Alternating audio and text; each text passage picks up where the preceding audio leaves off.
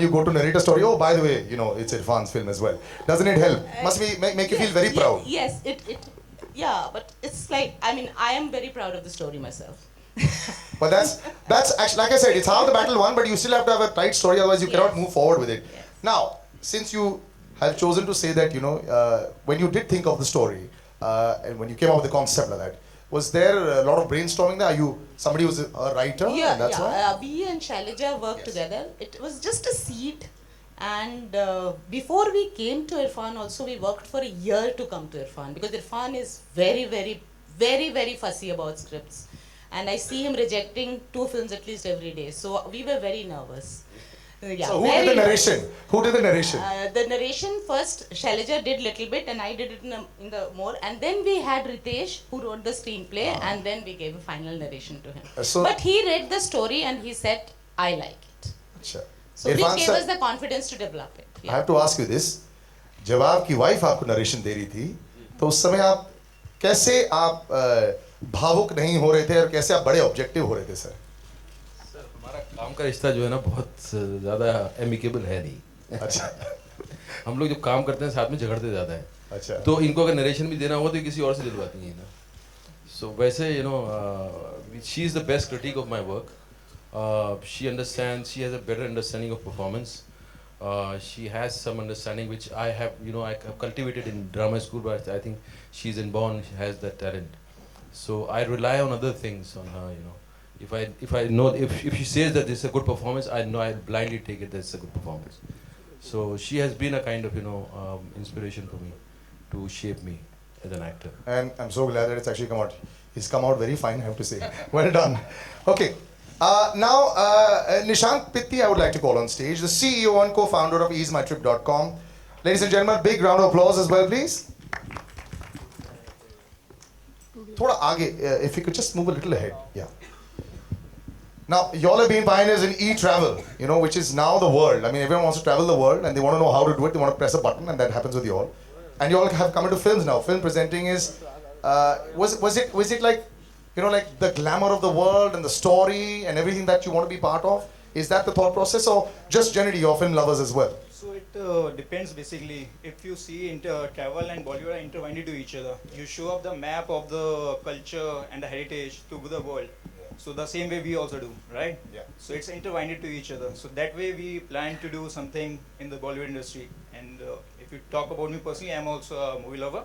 So I saw the. Do you watch films every Friday? Do you watch them on Saturday, Not Sunday? actually Fridays and Saturdays. You wait for the reviews and you wait for what the critics have to say and what people have to say and then watch it. No, not like that. Yes. Just on and off when I got time, so I go and watch of the movies. But now, so you will be seen in the forefront because now this is your film. Now you have to. You will see. Absolutely. All right. So now, ladies and gentlemen, I would also yes. I want Sanju ji to come on stage. Without him, the journey was not, you know, he's the most important person of our, you know, family.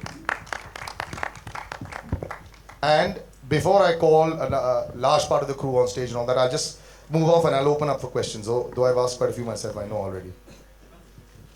आंखें आपकी बहुत कुछ कह जाती हैं, तो खुद की आंखों पे कोई ऐसा कॉम्प्लीमेंट जो आपको सुनने में आया हो पिछले दिनों में, पिछले सालों में? Sir, just before you answer that, if you all could just move to the left a little bit. Yeah. Sir ये सब जो है भगवान की देने से, मेरा इसमें कोई हाथ नहीं है, भगवान की कसम। और इसका मुझे कुछ पता नहीं है ये क्या, आप किस आंखों में क्या है क्या नहीं है। बट हाँ, लोग बात करते हैं, मेरे फादर बात करते थे, मेरे फादर कहते थे कि आंखें हैं कि प्याला है, तो मैं सो आई थिंक यार ये सब कुछ ऐसा है। तिग्मांशु ने डायलॉग भी ली दिया हमारी फिल्म के अंदर कि साली आंखों के चक्कर में जो है लड़कियां हमसे कतराती हैं। तो ये तो मैं नहीं चाहता कि यार लोग जो कतराएं हमसे आंखों के चक्कर में। I don't know, it's I think जो शरीर है, जो बॉडी है, उसको आप मेंटेन कर सकते हैं, बट जो उसकी कैरेक्टरिस्टिक है वो आपका उसमें कोई लेना देना है नहीं। वो सब ऊपर वाले का दिया हुआ होता है। क्रेडिट या जो बदनामी या नाम सब जो है उसका है, मेरा कुछ नहीं है इसमें। मैडम आप कुछ ऐड करना चाहेंगी, क्योंकि सबसे ज़्यादा आप इनसे मिलती होंगी घर पे? इरफान सर थोड़ा सेंटर में आ जाओ। घर की मुर्गी दाल बराबर होती है। सर इरफान सर थोड़ा और अंदर आ जाओ, एंड जिमी सर, या परफेक्ट। ऐसे तो आंखों के बारे में? जी आज तक मुझसे तो कहा नहीं है, तुमसे क्या कहेंगे सर? आज कहेंगे ना। बड़ो दादा, मुझे लगता है कि इनकी आंखें बहुत एक्सप्रेसिव हैं, जो बहुत क्लीशेड लाइन है। बट मेरे को जो चीज़ अच्छी लगती है इसकी इनकी बहुत डायलॉग्स की तारीफ होती है, बट मुझे लगता है उतना एम्फेसिस इनके साइलेंसेस पे नहीं दिए गए हैं, क्योंकि मेरे हिसाब से वो सब टेक्स्ट आंखें ज़्यादा बोलती हैं, वही मैं पढ़ती हूँ पिक्चरों में। इसका मतलब ये है कि घर में जो है साइलेंस रहता है।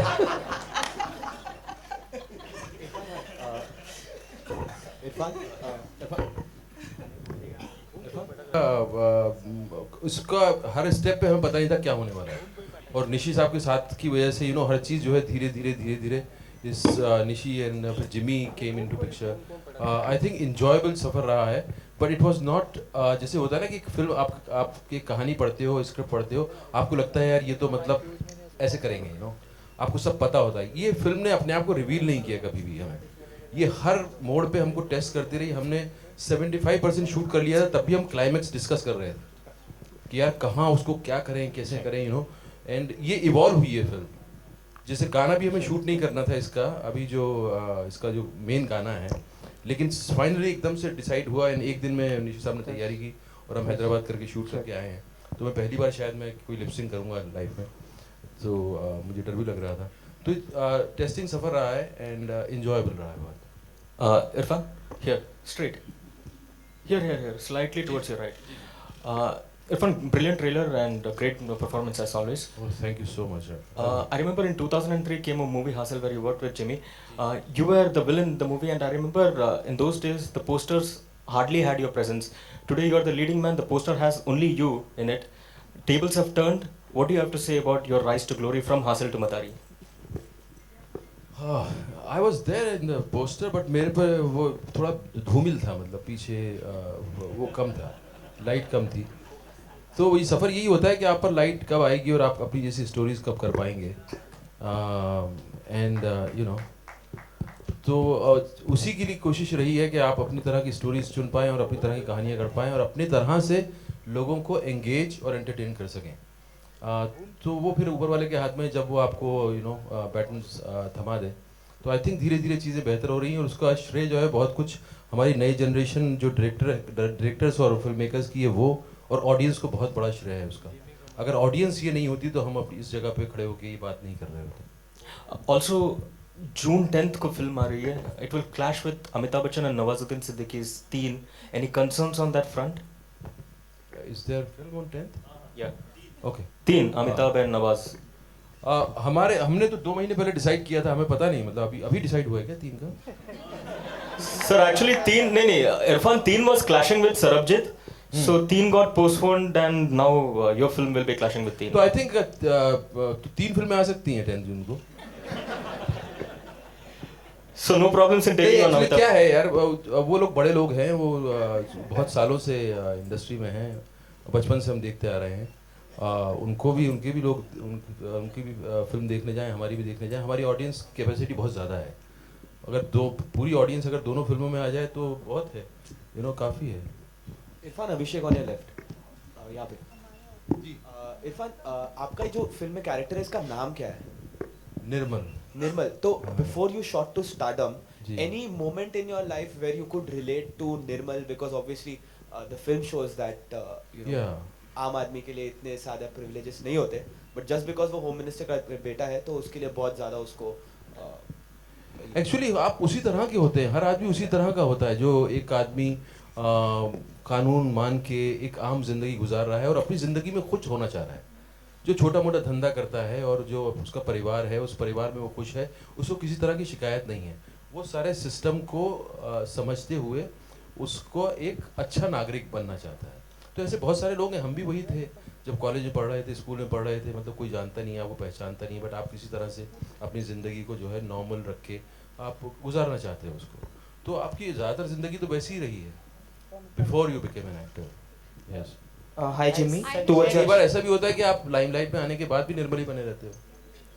Hi Jimmy, over here. You are playing a cop in this film, and as always, you are looking fantastic. But slightly there, it reminds us of your character in a Wednesday, and even the concept looks similar of you chasing a common man. So what do you have to say about that?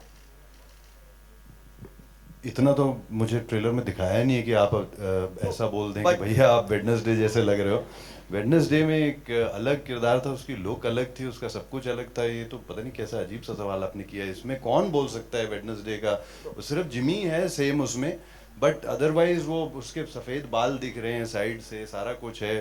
वो एक different किरदार जो है वो करने की कोशिश की गई है। और बाकी फिल्म की मेन चीज़ है, आई थिंक एक कहानी ऐसी है जो आपको मज़ा भी देगी, because it's a thriller. Obviously आपको मज़ा आने वाला है कि एक अच्छी अलग कहानी मिल रही है सुनने को, बट कहीं ना कहीं एक भड़ास होती है हम सबके अंदर जो कहीं ना कहीं किसी फिल्म में अगर निकलती दिखे तो बड़ा मज़ा आता है, और फिर आप उसको और इन्जॉय करते हो और वो बार बार देखना चाहते हो कि वो भड़ास बार बार दिखे मेरे को, क्योंकि मैं बाहर जाके तो ये भड़ास निकाल नहीं सकता हूँ। तो मुझे लग रहा है ये एक ऐसी फिल्म है जो आप डेफिनेटली वो अपनी अंदरूनी भड़ास निकालने के लिए आप बहुत इन्जॉय करेंगे।